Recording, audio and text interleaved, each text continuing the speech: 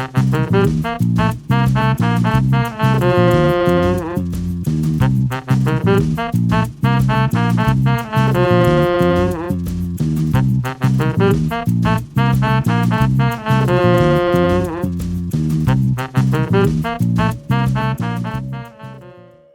my name is Gerald Smith, and welcome to Center for Community Growth Center Webcast.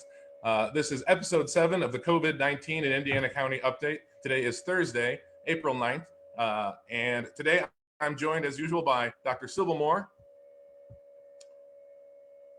As well, we are joined today by Kathy Monco, the Director of School and Community Services at ARIN, that's Armstrong, Indiana Intermediate Unit, which helps with school districts across Indiana and Armstrong counties. And I'm also rejoined again by Sherene Hess, Indiana County Commissioner.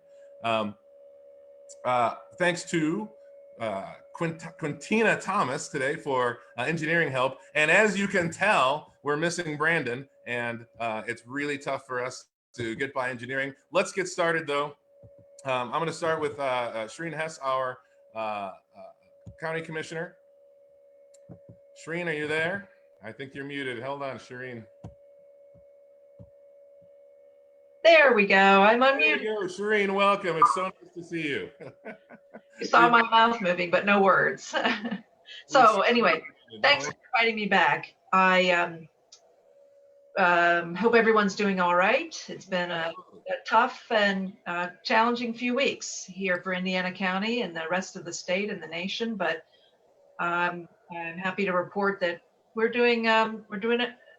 We're all pulling together and trying to move forward. A little update from the Pennsylvania Department of Health. We were up 1,989 positive diagnoses to a total of 18,228 total positive cases. Unfortunately, total deaths from COVID-19 are now up to 338, and that was an increase of 28 in the past 24 hours.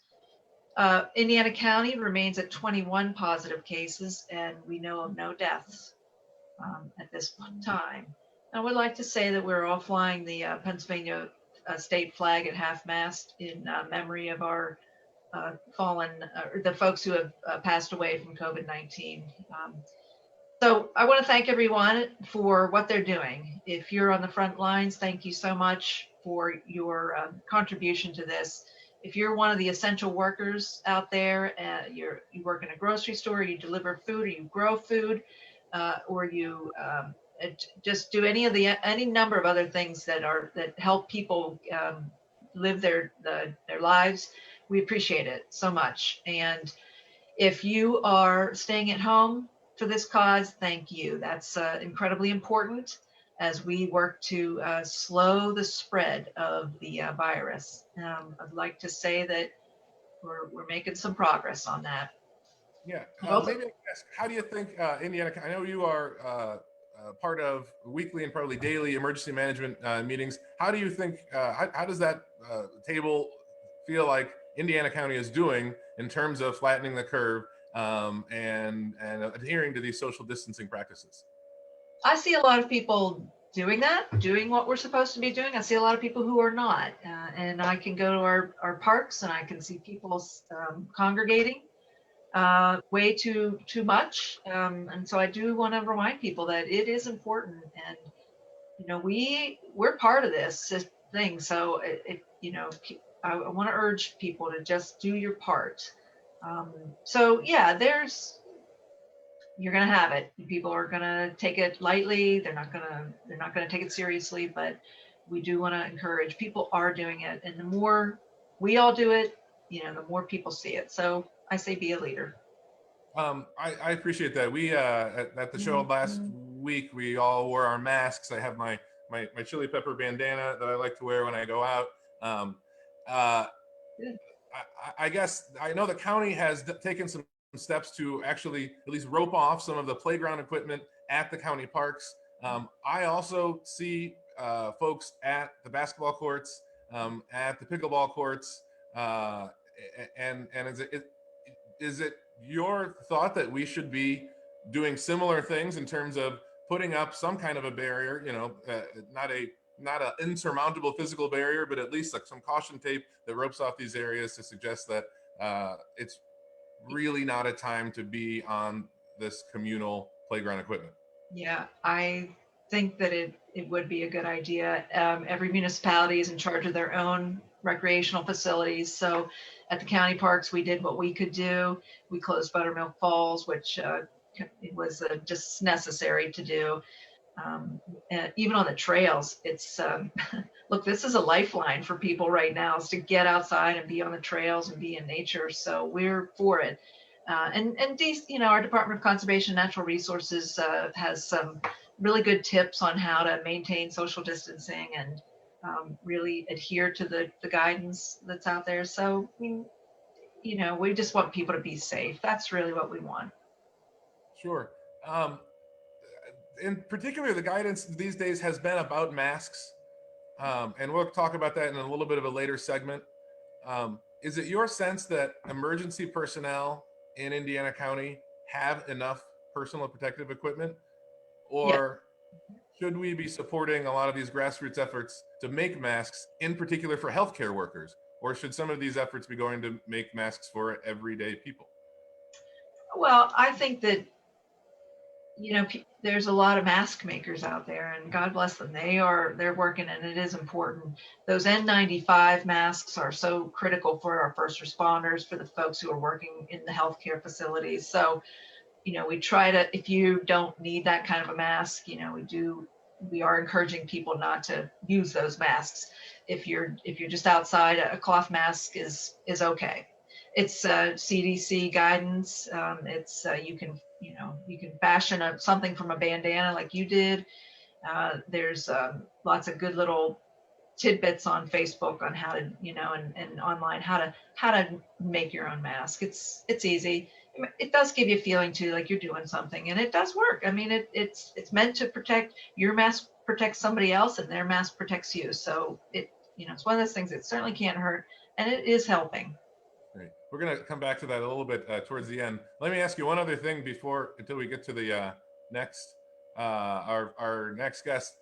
I read on one of your feeds about some information about priorities for a next stimulus bill for what should be in, and I'm wondering if your office has some thoughts about what are priorities for our sort of the next round. We heard from Senator Casey on one of our first broadcasts that this $2 trillion stimulus bill will be the first of at least one or two more to come. So it makes sense now that we're thinking about that next one. Do you have thoughts about what needs to be prioritized, and what should listeners do to help our leaders prioritize those? Yeah. So there's been 3 bills passed at the federal level. And this recent one, the $2.2 trillion bill that most people are familiar with, rolls out a lot of money for individuals, for small businesses, for any number of parts of the system. There is talk about another one, a fourth one, in the amount of maybe another $250 billion. Although there has been some push from the House Democrats at the congressional level to add some more. And what they're proposing is actually $100 billion for hospitals and health systems for rapid testing and personal protective equipment, $150 billion for state and local governments, which to you and to me as local elected officials is music to our ears. And a 15% increase in the maximum food stamp benefit for families.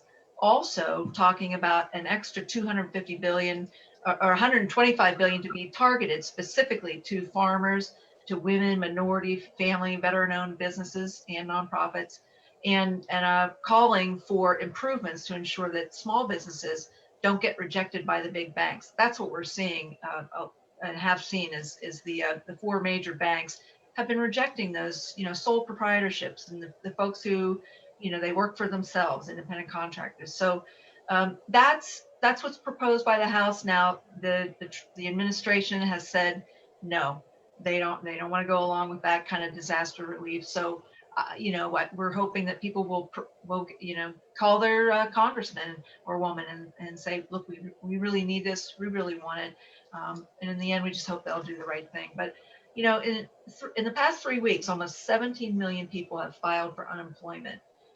You know, this is really pointing out the flaws and the inequities that occurred in our government well before COVID-19, but now are really, really, it's really shining a light on how fragile things are. So we hope this fourth bill will pass, and hopefully it will be looking again at a bottom-up approach for the working, you know, the worker in America, instead of the top-down approach. Great. Is there anything else that you want to let us know this week? You come on about every week, and I totally appreciate it. What are your other priorities looking at this week in terms of COVID-19 and prevention? Well, yeah, I mentioned unemployment compensation, and if you're one of the unfortunate folks who, and there are a lot of them out there, I mean, there's almost 1 million in Pennsylvania alone. You know, do apply for unemployment, and there is a good website, and it's a link to it on indianacountypa.gov. And it's WGAL's out of Harrisburg. It's a real nice layout of what you can expect when you apply for unemployment. And one of the best things you can do is go to uchelp@pa.gov. And if you have a specific situation, instead of, you know, the waits are going to be long, and I know it's hard to ask people to be patient, but we're trying to release those bottlenecks, but it is a system that's got some flaws to it. But we are working hard to unlock some of those flaws. So uchelp@pa.gov, and just be persistent. Okay, we'll definitely get that out.